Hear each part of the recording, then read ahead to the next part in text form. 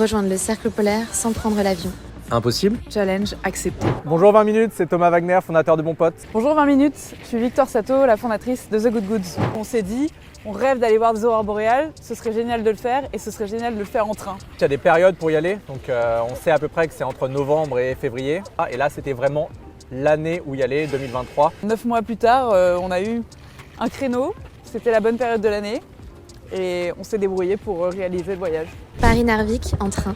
3300 km, 60 heures de voyage. Cette correspondance, 2 ou 3 galères. Et 0 regret. Déjà, il faut bien savoir que c'est un voyage de privilégié. Depuis des années, on avait ce rêve en tête. De fait, on a économisé pour ce voyage à la fois de l'argent mais aussi du temps. On a budgété, nous, je pense, entre 1500 et 2500 par personne en tout le voyage. Donc c'est un vrai budget, c'est des vacances exceptionnelles. La problématique aujourd'hui dans les transports bas carbone, c'est vraiment la question du coût. En dehors du pass, en l'occurrence nous c'était Interrail qui était hyper avantageux. Globalement ça reste hors de prix et très privilégié. Et à mon avis c'est vraiment un énorme frein. Ce qui peut faire peur dans le financement du voyage, c'est l'équipement. On s'est beaucoup pris la tête parce que c'est hors de prix les équipements outdoor pour du moins 20, moins 30. Et en réalité, il y a plein de manières de s'en sortir en faisant appel à des gens qui ont du matos. C'est un froid ressenti qui est moins froid qu'on peut l'imaginer. Il y a en fait, la possibilité de louer aussi du matériel. Enfin, ça, c'est à déconstruire aussi la partie équipement full. Plutôt que d'investir 1000 € dans votre équipement, vous pouvez louer. Normalement, vous n'allez pas aller en voyage où il va faire moins 30 dans votre vie tous les 3 mois. Donc ça se loue, ça va faire un peu d'économie.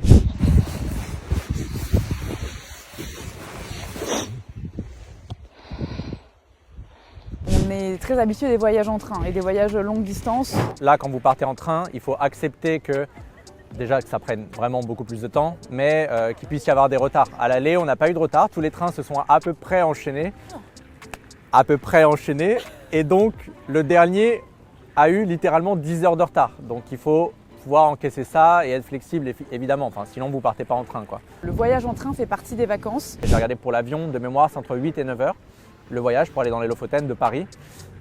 En train, c'est entre 40 et 48 heures. On a fait le calcul d'empreinte carbone derrière et c'est entre 30 et 50 fois moins émetteur en CO2 de partir là en train qu'en avion. Pour le ferry, on a failli en prendre un en retour. On avait 2 bémols quand même, c'est que c'est significativement plus cher et pour une période courte. Et il y avait la question irrésolue, mais quand même, ça reste des ferries de l'empreinte carbone qui a priori est bien plus importante en ferry qu'en train, néanmoins de toute façon moins importante qu'en avion. Et le possible mal de mer. Il y a eu une bonne part d'impro quand même.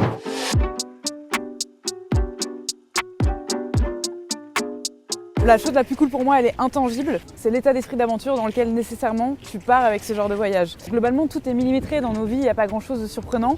Et là, tu as vraiment l'impression de partir à l'aventure. Moi, personnellement, c'était le meilleur voyage de ma vie. Mais la cerise sur le gâteau, c'est les aurores boréales. À la seconde, on a vu des aurores boréales. Je vais être ému à nouveau d'en parler. Moi, j'ai pleuré de joie, je le cache pas. Et pendant 1 heure, je criais de joie. Ça requiert de se déconditionner en fait et de considérer que c'est une autre expérience et que c'est pas du tout les vacances telles qu'on les connaît. On voulait aussi prouver que c'était possible de voyager autrement, que c'était cool, que c'était pas une corvée.